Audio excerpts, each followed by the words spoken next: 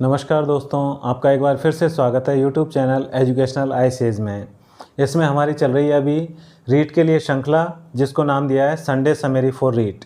तो आज हम, जैसा आप टाइटल देख रहे हैं, 1857 का स्वतंत्रता संग्राम, इसके बारे में पढ़ेंगे, या फिर कह लीजिए दौरान करेंगे। पढ़ तो आप कई बार चुके हैं, और ये बात भी आप जानते हैं कि जब तक दोहरान नहीं करेंगे हमारी मेमोरी में वो लंबे समय के लिए नहीं रहेगा और ओवरलैप हो जाता है। तो आइए इसका दौरान शुरू करते हैं। सबसे पहले हम देखते हैं कि 1757 ईस्वी में जब प्लासी का युद्ध हुआ, तो उसके बाद जो अंग्रेज़ों का शासन था और उसकी नीतियां थीं, तो एक तरह से हम उसके कारण देखेंगे संक्षिप्त रूप में।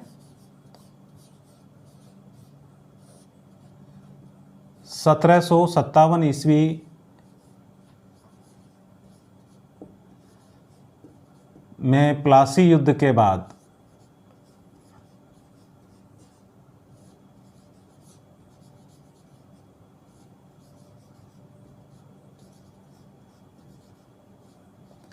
इसके बाद क्या किया अंग्रेज़ों ने कि जो उनकी नीतियां थीं उससे जो भारतीय हिंदू और मुसलमान थे उन सभी में कुछ ऐसा डर उत्पन्न हो गया कि वो अपने जीवन और संपत्ति के लिए चिंतित होने लग गए। और इतिहासकारों ने ये भी बताया कि सैनिक असंतोष, जिसमें हमने छावनी में गाय और सुअर की चर्बी वाले कारतूस दिए गए, जिसकी वजह से ये क्रांति बहुत ही ज़्यादा फैल गई। अब इसमें राजनयिक कारण हम अलग अलग पढ़ेंगे इनको। सबसे पहले राजनीतिक कारण।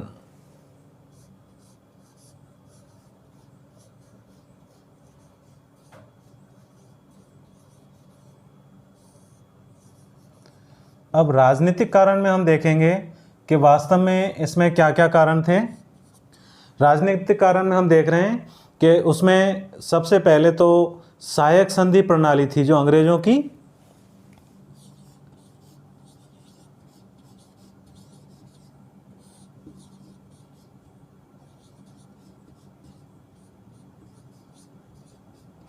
इस प्रणाली में उन्होंने क्या किया, स्थानीय जो हमारे शासक थे उनके साथ में उन्होंने संधियां की और वहाँ पर अपनी फ़ौजें रखीं कि आपकी सुरक्षा के लिए हम फ़ौज रख रहे हैं। उसमें अंग्रेजी सिपाही थे, लेकिन खर्चा उस स्थानीय शासक को देना पड़ता था। इस वजह से उसमें उनके ऊपर आर्थिक भार पड़ने लगा। तो स्थानीय शासकों पर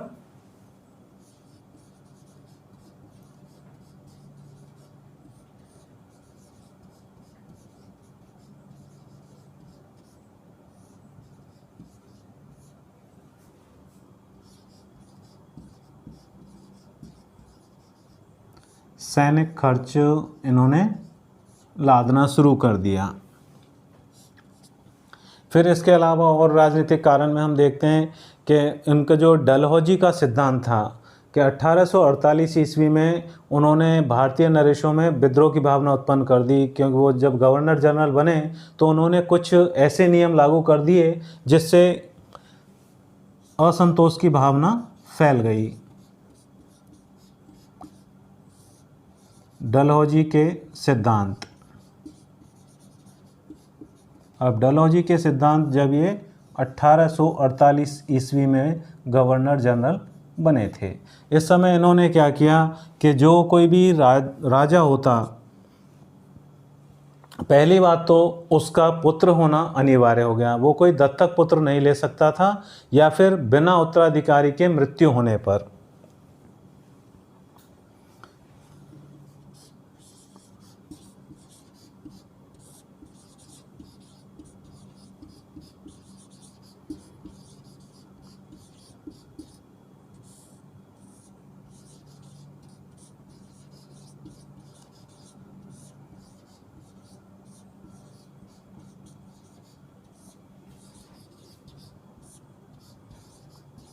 राज्य का विलय कर दिया जाता था, उसको अंग्रेजी शासन के अधीन ले लिया जाता था। और इन्होंने कुछ ऐसे नियम लगाए जिससे काफ़ी ज़्यादा असंतोष की भावना उत्पन्न हो गई। और गोद लेने की अनुमति भी नहीं थी। जैसा कि आपने देखा, झांसी की रानी ने जब दत्तक पुत्र को लिया, यानी अपने लिए एक बच्चा गोद लिया, तो उसको भी कंपनी ने उत्तराधिकारी मानने से बंद कर दिया।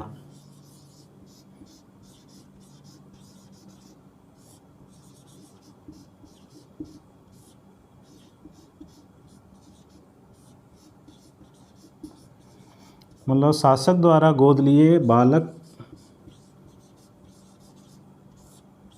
को उत्तराधिकारी नहीं माना।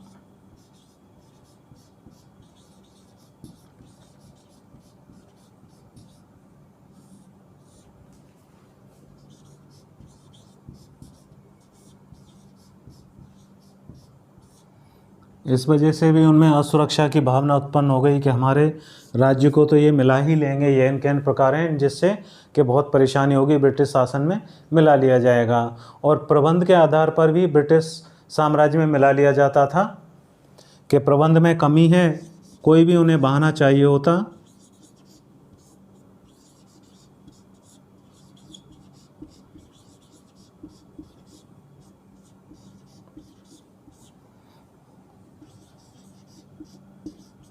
प्रबंध के आधार पर भी विलय कर देते थे कि ब्रिटिश साम्राज्य में मिला लेगा, आप प्रबंधन अच्छा नहीं कर पा रहे हो। इस तरह से उनमें धीरे धीरे इतना ज़्यादा हो गया जैसे। और फिर इस नियम के तहत 1848 में इन्होंने बनते ही गवर्नर जनरल बने, जैसे ही इन्होंने क्या किया, सबसे पहले सतारा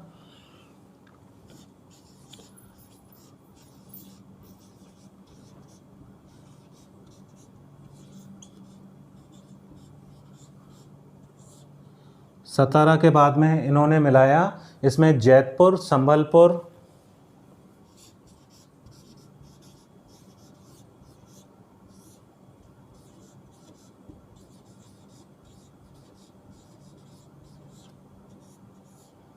घाट, उदयपुर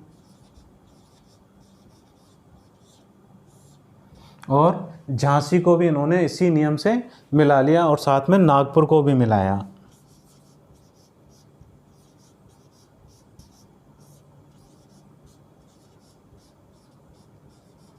एक तरह से कह सकते हैं काफ़ी महत्वपूर्ण रियासत थी जिनको इन्होंने इस नियम से अपने ब्रिटिश साम्राज्य के अंतर्गत मिला लिया, और जिससे यहाँ के जो नरेश थे उनमें एक तरह से असंतोष की भावना उत्पन्न होने लग गई कि धीरे धीरे करके ब्रिटिश साम्राज्य सभी इनको राज्यों को अपने अंदर मिला लेगा और उससे फिर काफ़ी ज़्यादा इनकी शक्ति बढ़ जाएगी और हम गुलाम ही रह जाएंगे और आगे हमारा राज्य नष्ट हो जाएगा या फिर उसका अस्तित्व ही खत्म हो जाएगा।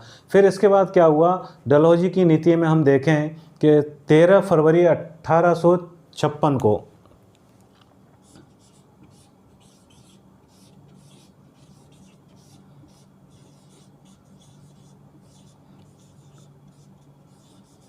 इन्होंने क्या किया, जो वहाँ के इनकी नीति थी उसके तहत औपचारिक रूप से ब्रिटिश साम्राज्य के अंग घोषित कर दिए। धीरे धीरे करके सारे जितने भी रियासत थी उनको ब्रिटिश साम्राज्य का हिस्सा मान लिया।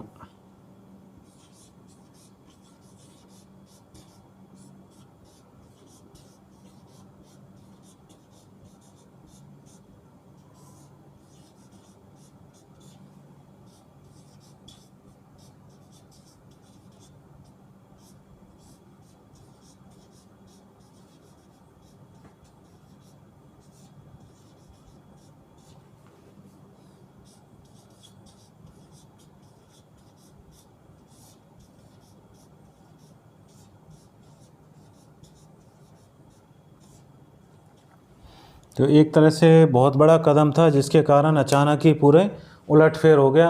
अब देखते हैं इसमें हम आर्थिक कारण, तो आप एक बार स्क्रीनशॉट ले लीजिए। अब हम देखेंगे इसमें 1857 की क्रांति में आर्थिक कारण, यानी कि आर्थिक कारण ऐसे कौन कौन से थे जिससे आम जनता भी, जमींदार भी और रियासत वर्ग वाले जो सामंत थे, बड़े जागीरदार थे, उनको भी इसमें समस्या उत्पन्न होने लग गई। तो अब देखते हैं हम आर्थिक कारण, संक्षेप में ही लेंगे जिससे आपको कम समय में इसका दोहरान करने में मदद मिल सके। अब आर्थिक कारण की जब हम बात कर रहे हैं तो 100 वर्षों की लगभग इस ब्रिटिश शासन काल में हुआ क्या कि पूरी तरह अर्थव्यवस्था छिन्न भिन्न हो गई। अत्यधिक भूमि कर, सबसे ज़्यादा थे भूमि कर,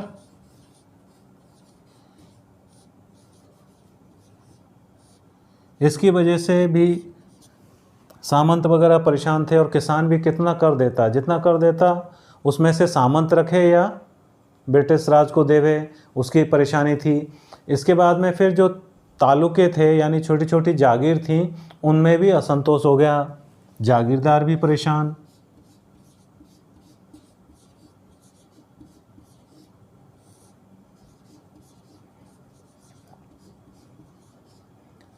क्योंकि उनका रहन सहन काफ़ी अलग था और जब उनके ऊपर आर्थिक बोझ या वित्तीय भार आने लगा ब्रिटिश शासन का, तो वो उनकी सारी की सारी व्यवस्थाएं चौपट होने लग गईं। फिर यहाँ पर और क्या किया कंपनी ने, भारतीय जो नीतियाँ थीं, कंपनी की जो नीतियाँ थीं उनमें उद्योग धंधे, भारत के घरेलू उद्योग धंधे थे, हस्तशिल्प थे, वो सब नष्ट होने लग गए। तो घरेलू उद्योग नष्ट होने लग गए, इनको नष्ट कर दिया, जिससे आर्थिक रूप से काफ़ी ज़्यादा परेशानी होने लगी। हस्तशिल्प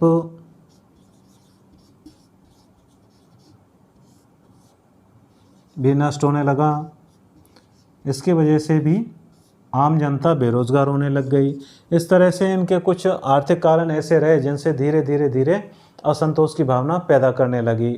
और फिर उन्होंने क्या किया कि जो बाद में इराजेदारी प्रथा आई, उसमें अनिश्चितता को दूर करने के लिए कुछ कारण उन्होंने दिए और 1793 में बंगाल में स्थायी बंदोबस्त की व्यवस्था तो कर दी, लेकिन वो शोषण का नया मार्ग हो गया।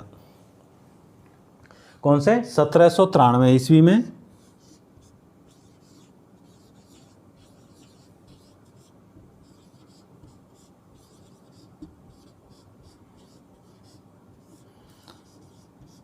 जो बंगाल की व्यवस्था की गई, ये एक तरह से नया मार्ग हो गया शोषण का।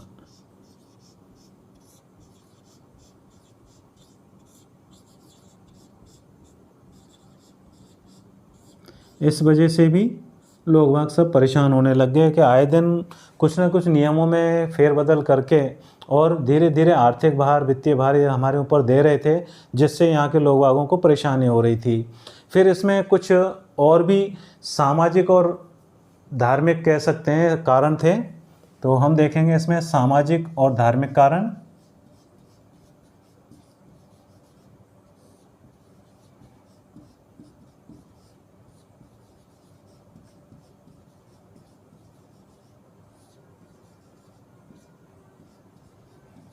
अब यहाँ पर क्या हुआ कि हमने आर्थिक कारण तो देखे कि इन्होंने काफ़ी कुछ वित्तीय भार यहाँ के लोगों पर और जागीरदारों पर डालना शुरू कर दिया। राजा राम मोहन राय ने जब 1829 में, कौन से सन में? 1829 में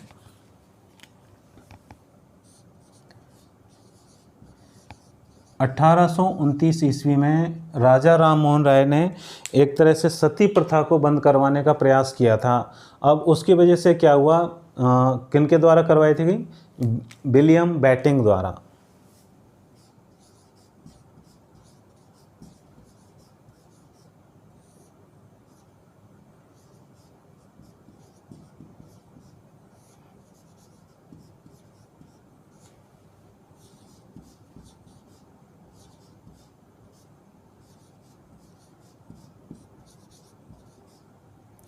राजा राम मोहन राय के प्रयास से इन्होंने क्या किया, सती प्रथा पर रोक लगा दी।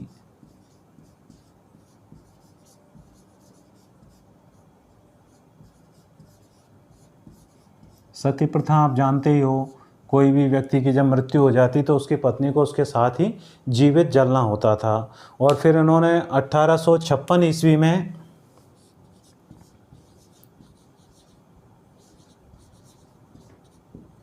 जो विधवा थीं उनका विधवा पुनर्विवाह,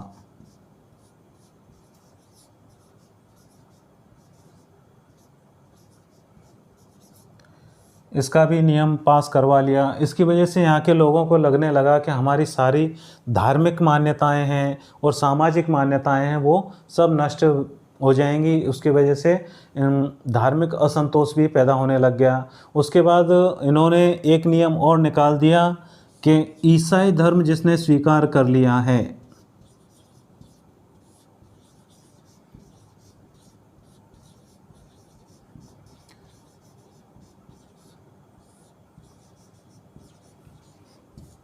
ईसाई धर्म स्वीकार करने वाले पुत्रों का भी पैतृक संपत्ति पर अधिकार दे दिया इन्होंने। पहले तो माता पिता के ऊपर होता था कि अगर पुत्र अपना धर्म छोड़ करके और ईसाई धर्म स्वीकार कर रहा है तो वो उसकी संपत्ति में अधिकार नहीं देंगे, लेकिन उन्होंने वो अधिकार दे दिया। उस वजह से भी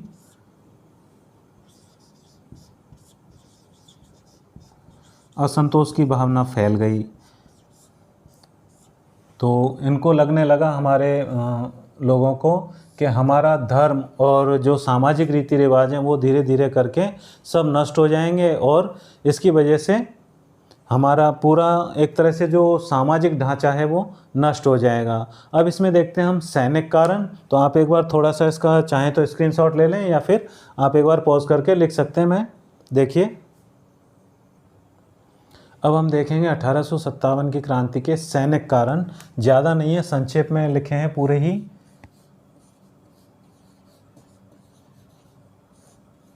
सैनिक कारण की बात करें तो सबसे बड़ी समस्या एक थी कि वो बड़े पदों पर तो अपने ही लोगों को लेते थे और अन्य छोटे मोटे पदों पर भारतीयों को लेते थे। तो पहला तो बड़े पदों पर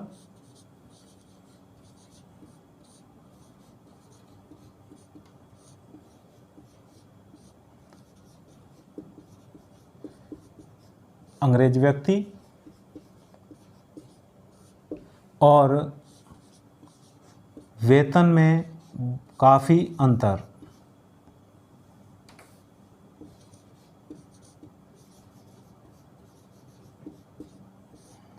उन्हें भी वेतन ज़्यादा देते थे अपने लोगों को और यहाँ के जो लोग थे उनको कम वेतन देते थे। और इसमें फिर सबसे बड़ी एक बात देखने को मिलती है, जो एनफील्ड राइफल थी,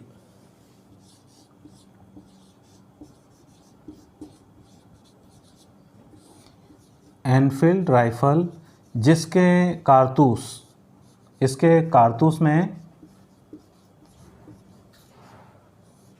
गाय और सूअर की चर्बी काम में आती थी। गाय और सूअर की चर्बी, जिससे धार्मिक रूप से आहत हो रहे थे लोग बाग, क्योंकि चर्बी की आवश्यकता तो थी सीलन से बचाने के लिए, लेकिन अपने भारत में दोनों को ही थोड़ा अलग दर्जा प्राप्त है। गाय को तो विशेष दर्जा प्राप्त है हिंदुओं में, इसलिए वो उसकी जब वो कारतूस को काटना होता था तो चर्बी वाला भाग जो कागज़ पर लगा रहता उसे काटकर फिर उसको फायर किया जाता था, जिसकी वजह से उन्हें काफ़ी ज़्यादा धार्मिक रूप से ठेस पहुंच रही थी। तो असंतोष की भावना हो गई। इस वजह से 26 फरवरी 1857 को 26 फरवरी 1857 को क्या हुआ कि बहुत बड़ा ही एक तरह से इन्फेंट्री के सिपाहियों ने इनके आदेश मानने से इनकार कर दिया।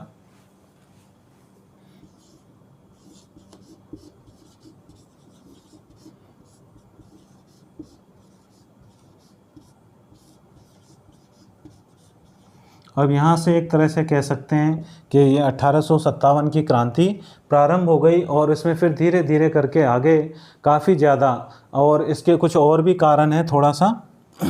यहाँ पर क्या हुआ, इन्होंने इस इन्फेंट्री को पूरी को ही बंद कर दिया, जिसकी वजह से काफ़ी सैनिक बेरोज़गार हो गए। पहले तो उनको वेतन कम मिलता और ऐसे में बेरोज़गारी, तो कह सकते हैं कोर्ट में खास का काम होने लग गया, जिसकी वजह से वो परेशान हो गए। फिर अन्य कारण में हम देखते हैं कि मंदिरों के ऊपर भी अन्य कारण,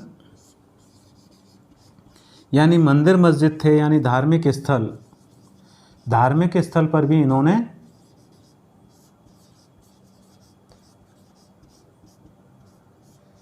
धार्मिक स्थलों पर भी कर लगाने शुरू कर दिए कि भाई तुम्हारे चढ़ावा आता है या फिर इतना यहाँ पर दान की राशि आती है, उसमें से इतना कर सरकार को देना होगा। इस वजह से काफ़ी ज़्यादा असंतोष फैलने लग गया। फिर आता है इसमें कि एक तरफा निःशुल्क व्यापार की नीति, मतलब अपने लोगों को तो छूट थी लेकिन यहाँ के लोगों को व्यापार में छूट नहीं थी।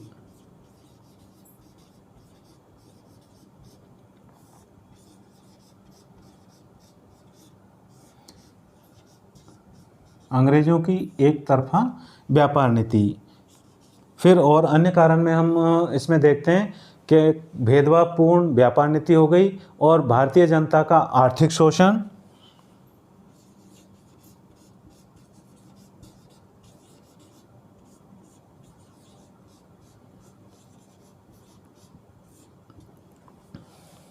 इस तरह से गरीबी पैर पसारने लगी। और फिर सैनिकों के वेतन और सेवा शर्तों में परिवर्तन हो गया।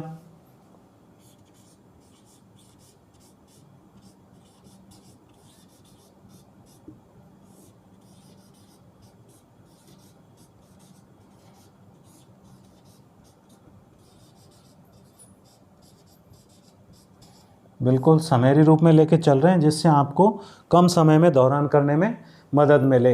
इसी उद्देश्य से ये वीडियो बना रहा हूँ मैं आपके लिए। फिर उन्होंने क्या किया कि बहुत ज़्यादा भूमि कर लगा दिए।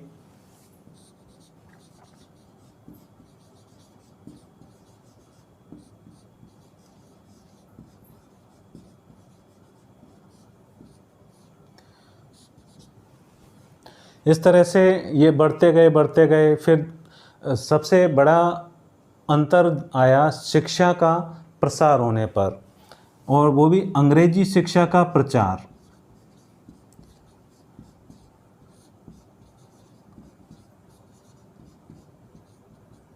अंग्रेजी शिक्षा का तो इन्होंने प्रचार किया लेकिन यहाँ की शिक्षा के बारे में इन्होंने कुछ भी नहीं बताया। और जब शिक्षा का प्रसार हुआ तो यहाँ के लोगों में भी बाहर जाकर जब वो पढ़ने लगे और वहाँ जाकर देखने लगे तो उसकी वजह से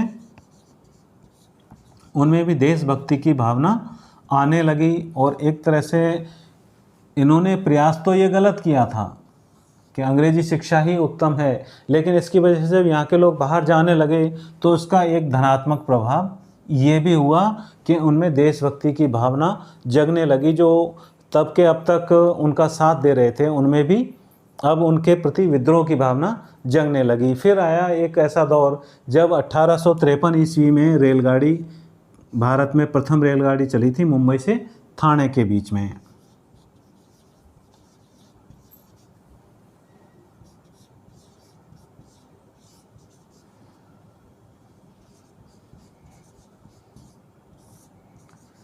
इसके बाद डाक टिकट चले।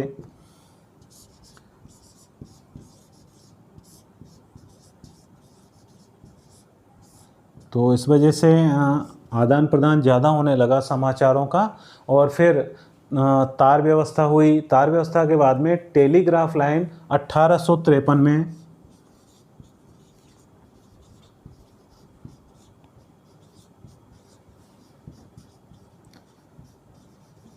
कलकत्ता में प्रारंभ हुई थी, सबसे पहले कलकत्ता में।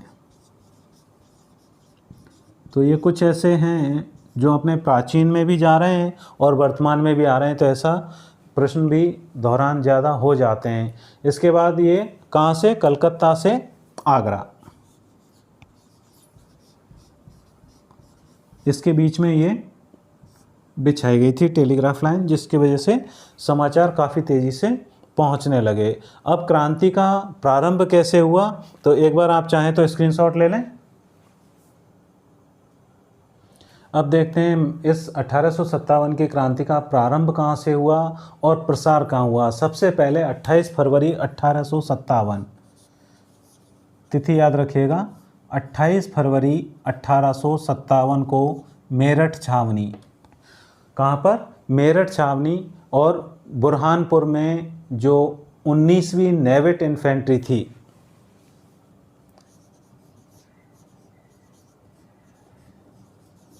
बुरहानपुर में 19वीं नेविट इन्फेंट्री, थोड़ा सा याद रह जाएंगे वैसे।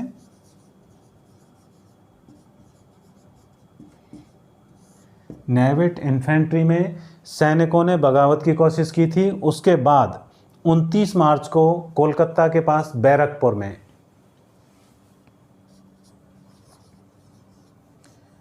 29 मार्च 1857 को कोलकाता के पास बैरकपुर छावनी में, कहाँ पर? बैरकपुर छावनी में।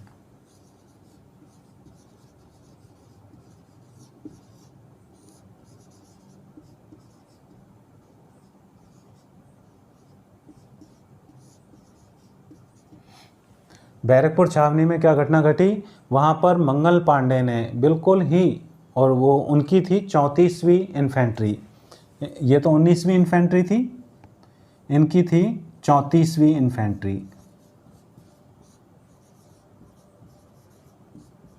यहाँ पर मंगल पांडे ने क्या किया, जो इनका अधिकारी था उसको ही विरोध स्वरूप गोली मार दी और वो घायल हो गया। उस वजह से काफ़ी ज़्यादा बगावत फैल गई और बाद में हालांकि मंगल पांडे को फांसी भी दे दी गई और 34वीं इन्फेंट्री को बंद भी कर दिया गया पूरी तरह से ही। और फिर मई 1857 में मेरठ छावनी में जो घुड़सवार रेजिमेंट थी उसके 85 सैनिकों ने पूरी तरह से इनका प्रयोग करने से मना कर दिया और 10 मई 1857 को ये पूरे के पूरे मेरठ छावनी से भारतीय सैनिक खुली बगावत करके और अपने साथियों को भी उन्होंने आज़ाद करवा लिया और दिल्ली की ओर चल दिए। और 12 मई को इन्होंने 12 मई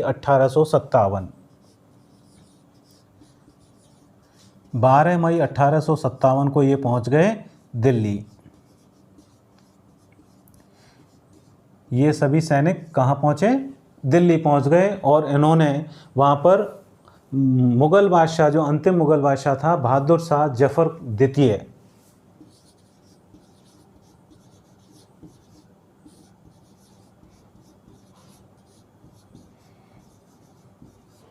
बहादुर शाह जफ़र सेकंड को वापस से वहाँ का ताज पहना दिया और उसको सम्राट घोषित कर दिया। फिर अब बाद में क्या हुआ कि दिल्ली पर जो अंग्रेज़ों का शस्त्रागार था वहाँ का कार्यवाहक लेफ्टिनेंट बिलोबी, उसको भी इन्होंने पराजित कर दिया। और जनरल निकोलसन ने सितंबर 1857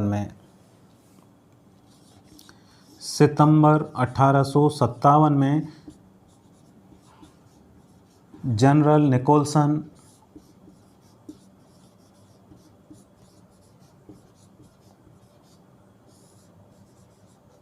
द्वारा पुनः दिल्ली पर अधिकार कर लिया गया।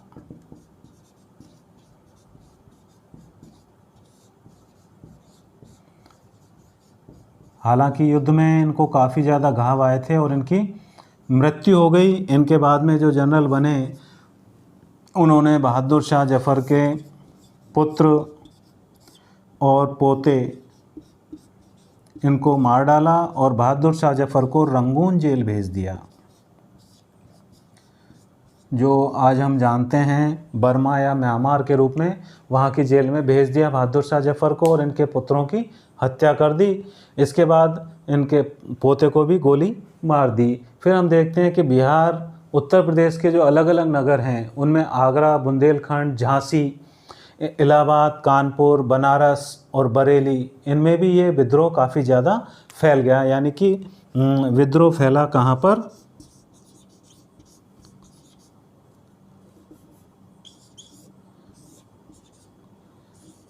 यूपी और बिहार में ज़्यादा फैला और यही कारण रहा था इसके असफल होने का भी कि ये पूरे भारत में नहीं फैल पाया था। इस वजह से इसकी सफलता नहीं मिल पाई थी। फिर इसमें आगे और घटनाएं हुई।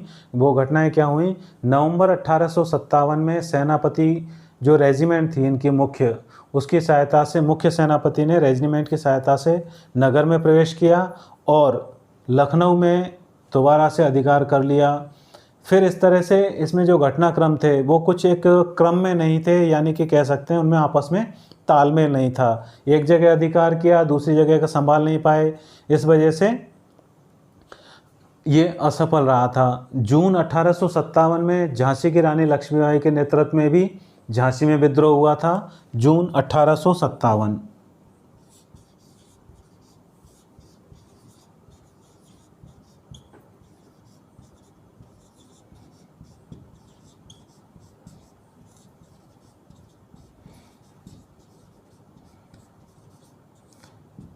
एक तरह से सामंजस्य की बहुत कमी रह गई थी इसमें। इस वजह से कुछ परेशानियां और फिर अंत में कह सकते हैं नाकाम हुआ था। और 3 अप्रैल 1858 को हीरोज़ ने वापस झांसी पर अधिकार कर लिया। 17 जून 1857 को फिर झांसी की जो रानी थी वो लड़ती हुई वीरगति को प्राप्त हुई थी। इस तरह से विद्रोह के जो प्रमुख केंद्र और उनके नेता थे, दिल्ली में बहादुर शाह जफर द्वितीय और बख्त खान। दिल्ली में बहादुर शाह जफर के साथ साथ में बख्त खान भी इसमें बख्त खान ये भी एक मुख्य नेता थे।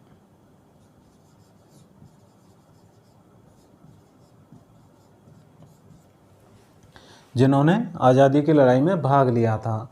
इस तरह से फिर कानपुर में नाना साहब, राव साहब, तात्या टोपे, अजीमुल्ला खान और लखनऊ में अवध की जो बेगम थी हज़रत महल और अहमदुल्ला और आरा में कुंवर सिंह के नेतृत्व में क्रांति हुई थी। बुंदेलखंड में लालगढ़ के जमींदार थे मोहम्मद वाली दाद खान बुंदेलखंड में थे। और बुंदेलखंड में मालगढ़ के जो जमींदार थे मोहम्मद वाली दाद खान, उनके नेतृत्व में ये चला था। इसी तरह से फिर जुलाई 1858 में पूरी तरह से ये समाप्त हो गया था, जुलाई 1858 में।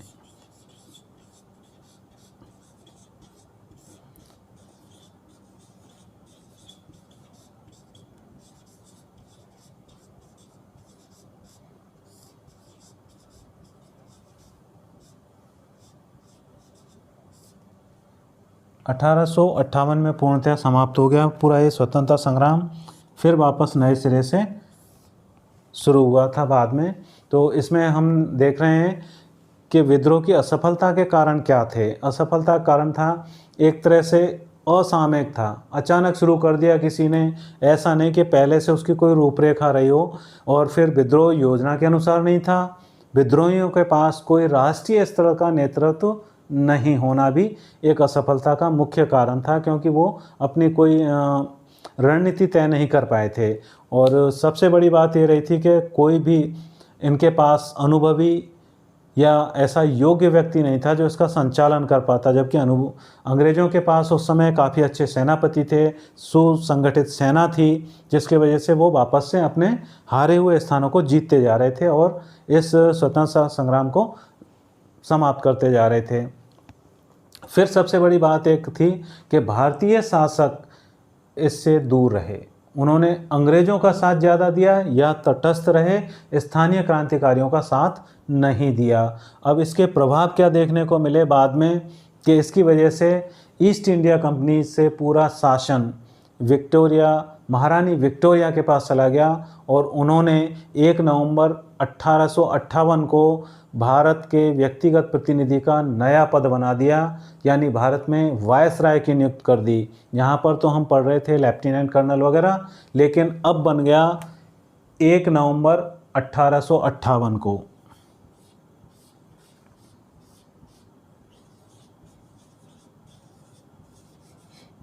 महारानी विक्टोरिया ने वायसराय का पद बना दिया।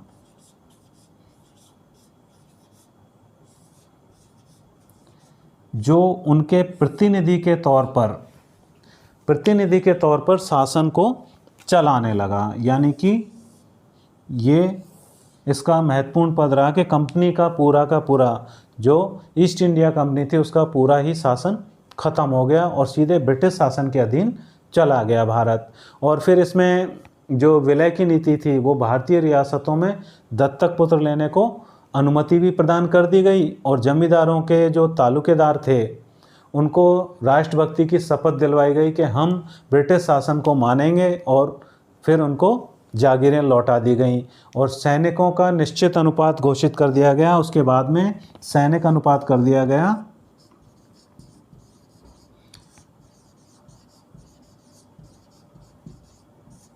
2:1 का, यानी कि 2 भारतीय सैनिक हैं और 1 अंग्रेज सैनिक उस इन्फेंट्री में या फिर बटालियन में रहेगा। इस तरह से सरकार ने ये घोषणा की कि बिना जाति और धर्म के भेदभाव के योग्यता और ईमानदारी के आधार पर भारतीयों को भी सरकारी सेवा में नियुक्ति दी जाएगी। और उसके अलावा सरकार ने सामाजिक सुधारों की प्रक्रिया को भी आगे बंद कर दिया। और इस तरह से 1857 की क्रांति का संक्षेप आपके लिए प्रस्तुत है। बने रहिए मेरे साथ यूट्यूब चैनल एजुकेशनल आईसीएस में। और भाई सब्सक्राइब तो कर दीजिएगा।